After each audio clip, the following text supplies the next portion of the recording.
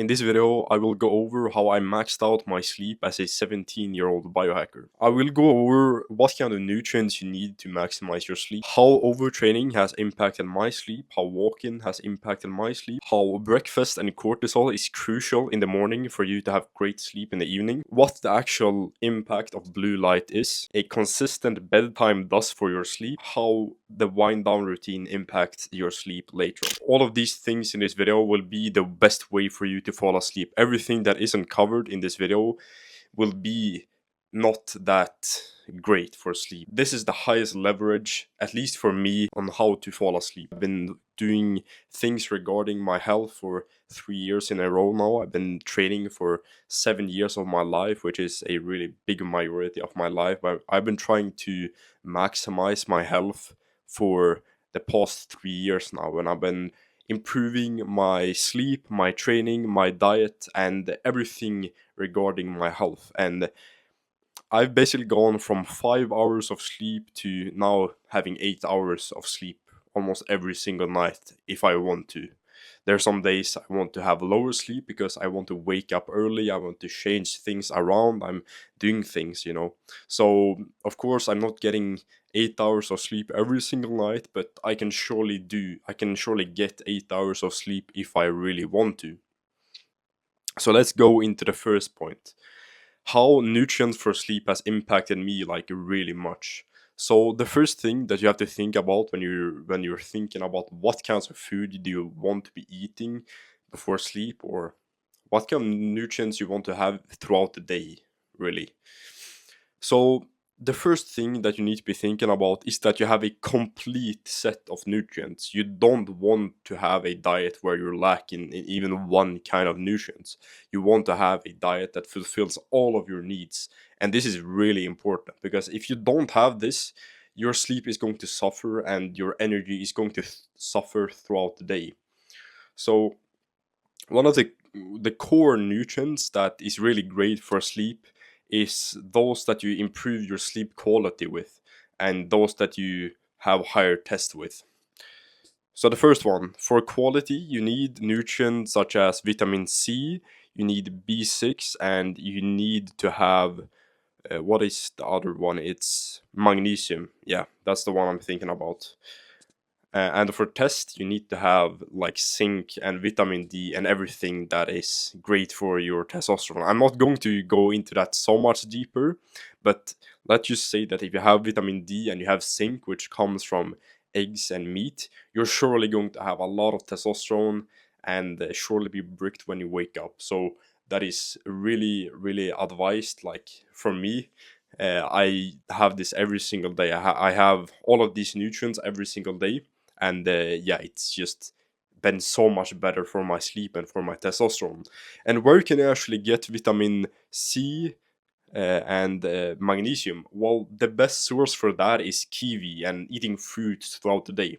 So if you want to have fruits and especially kiwi and you want to have meat, you need to be following a diet like such as the paleo diet or some kind of ancestral diet where you're getting a complete nutrition profile, where you're getting all the nutrients that you need in its most bioavailable form. This isn't also great for sleep, but it's great for everything, every single aspect of your life. Like you're going to have super good mental, like you're going to have great cognition, you're going to have like good training with this, you're going to have lots of energy throughout the day, you're going to be in ketosis if you want to because of the high animal content you're eating throughout the day. And yeah, this is in my opinion from trying like keto and like a heavy carb diet, and has been the greatest diet for every single aspect of my life, like undeniably.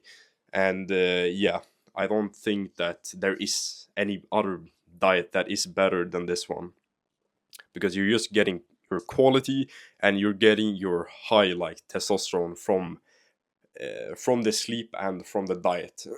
But I will go over this in another video as well, so that you can get every single like aspect of this diet. But let's just focus on sleep for now, right? This is a video about sleep, not about diet. So the next step is how overtraining impacted my sleep. Well, when I played soccer, when I started to exercise, I played soccer. I played soccer for like 5 or 6 years in a soccer team, and let's just say that I wasn't handling my recovery so well. You know, I was quite young. I was maybe 10 or 12 when I started. I'm not really sure, or even younger than that. And I used to play a lot of video games, right? So the routine was like on the weekdays I would go to sleep at 9 or 8, and on the weekends I would go to sleep at like 2 a.m. And this just comes down to consistency as well, right? But my sleep was just fucked up. My routine was fucked up, so I didn't have any consistency at all, which led me to not being able to recover. And at the same time, I was training, 6 times a week with my team, and I just didn't recover anything. So this led me to overtraining. Of course, this maybe isn't the case for you. You're looking at this video, you have already quite good understanding of things, and you want to go deeper. But yeah, my routine at that time was fucked. And if you are overtraining, like if you are training 6 times a week and you aren't getting like 8 hours of sleep every single night, you should probably, even if you should improve your sleep. But that's the thing, you need to be cutting down your training as well if you want to improve your sleep. At that time, you know that you aren't getting enough recovery. You need to be cutting down your training, because that's just the way it is. If you cannot build up your body after training, you will you will need to step down on your training. Shit, I just realized why am I holding this thing? I need to be writing down stuff. It's fucking up everything. So yeah, I will put this here and I will write down so that it looks more professional. And the reason you also don't want to be overtraining and training too close to bedtime, to overtrain, training, overtraining, yes. Um, the reason you don't want to be training too close to bedtime is because you're going to have a surge of cortisol and other stress hormones, which is going to make you like it's going to be way harder for you to fall asleep, because when you release cortisol, you're like removing all of the melatonin from your bloodstream. This is just how cortisol works. This is the same if in the morning. Let's just go over this point now. Yeah. So if you have a bunch of cortisol in your body, and especially in the morning, you're going to be removing all the melatonin which you just had when you fall asleep. So let's just say that you wake up, now, you're going to have some melatonin in your blood, because you need to be able to fall asleep. Like melatonin is this molecule that makes you able to fall asleep.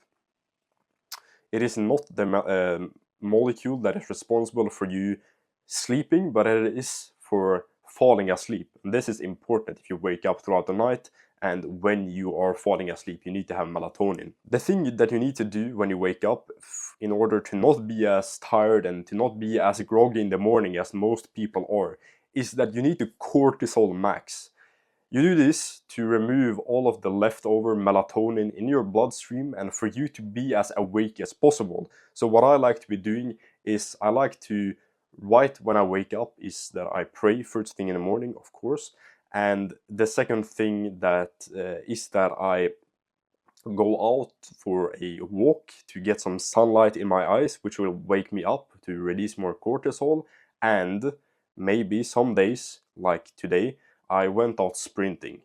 I did like 5 sets of sprints, because this is most optimal for hormones. You don't want to go out jogging, because that is just going to ruin your hormones. But I will get into that into another video, because jogging is like, it's like extreme cortisol maxing. You don't want to be jogging if you are going to gym and you want to have results inside a gym. You don't want to be jogging that much. Yeah, occasionally you want to do that, because like you want to have great endurance and stuff like that, but you don't want to jog like every single day of the week. That's just going to be bad for your gains inside the gym. It's a really catabolic like factor, and this is why you don't see most bodybuilders standing on a treadmill and jogging. Either they do sprints or they do really light forms of cardio, like walking, like bicycling or doing like a stairmaster. They aren't jogging on the treadmill, because that's just killing gains, and that's why you don't see people do that, especially during bulks. So yeah, you want a cortisol max in the morning. This means that you want to go out and exercise. You want to maybe take a cold shower after you're done. You want to eat breakfast, because this heightens your body temperature. And when your body temperature heightens, you're basically increasing your cortisol in the morning. And this is just so great for sleep, because if you release a bunch of cortisol in the morning, you're not going to have any cortisol in the evening, basically. And you can just fall asleep faster, because you're going to have way more melatonin in the evening as well. So you want to be as active as possible in the morning. I know a lot of people like to have this like Sigma grind set routine, where they wake up, they like drink some water, and they sit like at their screen right away, right? This could be great if you want to have like great forms of productivity, but I still feel like there's no longevity. You cannot be sitting down right when you wake up and like work. Like, that isn't going to work for me. I'm not going to have the greatest thoughts possible when that happens.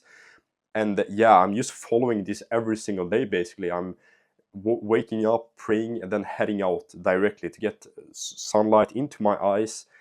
With either I do walking or I go out sprinting. And I just feel so great throughout the day. You know, I almost never need to take any naps. I don't need to, like, I'm almost never getting this afternoon dip that most people are having, right? So yeah, cortisol max in the morning, and you're going to be so great, like, for the rest of the day, basically.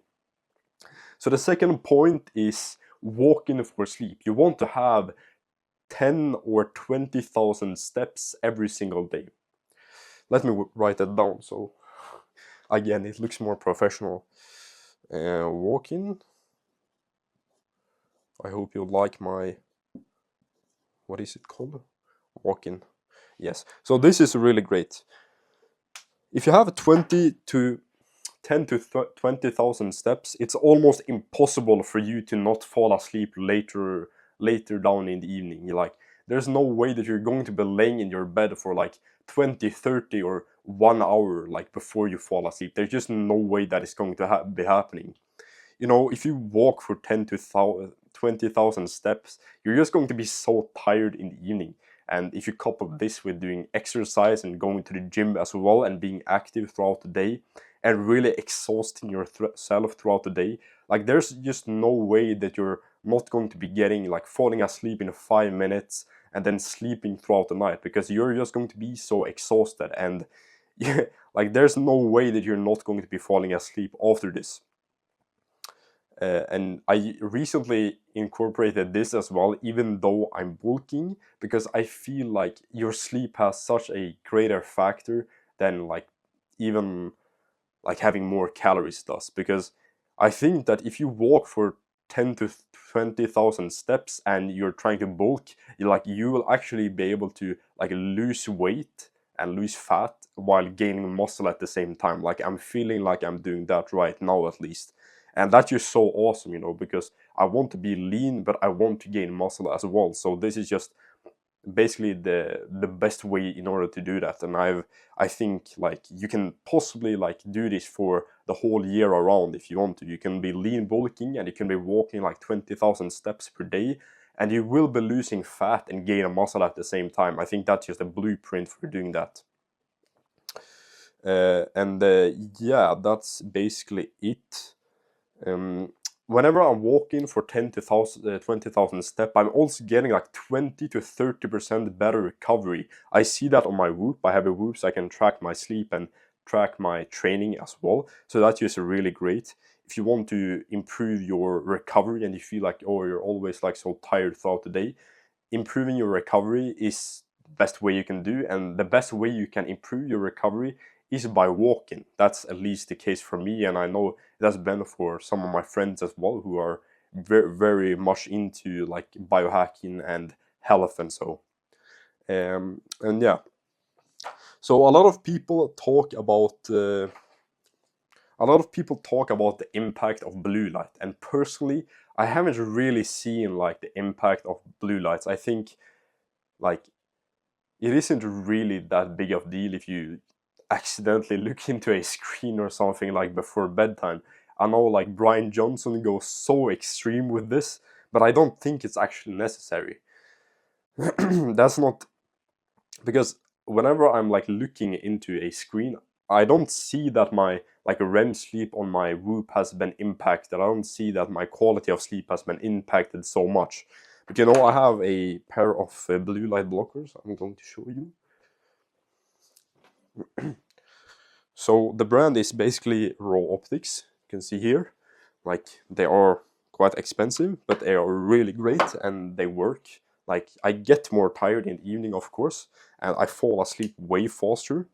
But I don't feel like it's worth actually investing in it. It could be if you are feeling that you wake up really easily, if you like if you if you look into screens right before bedtime, surely that will impact. But if you are like semi careful, it won't really matter. But now let's go over the most important thing for your sleep, all right? You don't want to miss this. The most important thing for your sleep is having a consistent bedtime. And like, you already know this, but it is actually way more important than you think. It's like 80% of you having great sleep. And the thing that hasn't really been said online, I think, is when you talk about consistency in your sleep, is that you don't really want to have more you don't want to switch your bedtime routine more than 5 or 10 minutes each night. If you are trying to switch routine and you're trying to go to bed earlier or later, you need to be switching it like passively for 5 minutes or 10 minutes each night. Because if you do this, you're going to have the same like quality of sleep that you want to have, and you are just going to have the greatest reward from doing so. If you have consistent sleeping time, you're basically going to have your quality is going to be fucking maxed out. There's no way that if you have like not any regularity in your sleep, there's no way that you're going to max out your sleep, right? You're going to fall asleep faster if you have done this for like a week or so. You're going to wake up feeling better. Your quality of mind is just going to be full throughout the day. There's no way that you're going to have like brain fog and want to take a nap throughout the day. There's no way that you're just going to procrastinate that much either, you know. When I'm doing this, like I've been doing this for I did it for quite a while, but then I stopped because, you know, there's just a bunch of things happening, and yeah, there's like no way that you're going to have this every single day, of course, but at least try to have the same time when you wake up and the same time that you go to bed, like most days of the week. Ideally, you don't want to have it every single day of the week because that's when it's least interrupted. You don't want to like sleep in most of the time. I do now because like I'm training so much and I just need this extra sleep, you know. But if you want to save time, if you want to be as productive as possible, like you need to be being consistent in your bedtime and like sleeping and all of that. So yeah, I'm gonna write this down and underscore it because it's basically. Wait, I didn't write it down, did I? Yeah, just breakfast as well, because this is great. Breakfast first, boom, and whoop, consistency. Shit, consistency. Bam. I'm gonna underscore that as well because that's the most important thing that you're going to learn in this video. You don't want to have. You don't want to switch your routine more than 10 minutes every single night because that's just going to fuck up everything. And if you want to have max level of REM sleep, slow wave sleep, to be able to fall asleep as fast as possible, to have the most clarity of mind like I have right now, you just need to have been consistent in your sleeping routine and every single habit around your sleep as well. You know, walking 10 to 20,000 steps and not overtraining. You want to have the best nutrients possible for sleep. You want to remove some blue lights but not be too fucking autistic like some people are. You want to also have a wind down routine. Having a wind down routine is basically, yeah, I think it's like the third. Bro, what the fuck is that? Wind down routine. Bam, bam, bam. Yes, very nice. Having a wind down routine will make it easier for you to fall asleep, and you're going to be able to wake up less throughout the night. That's at least what has been happening for me. Whenever I have a wind down routine, like, you know, I'm starting my wind down routine at 9 potentially.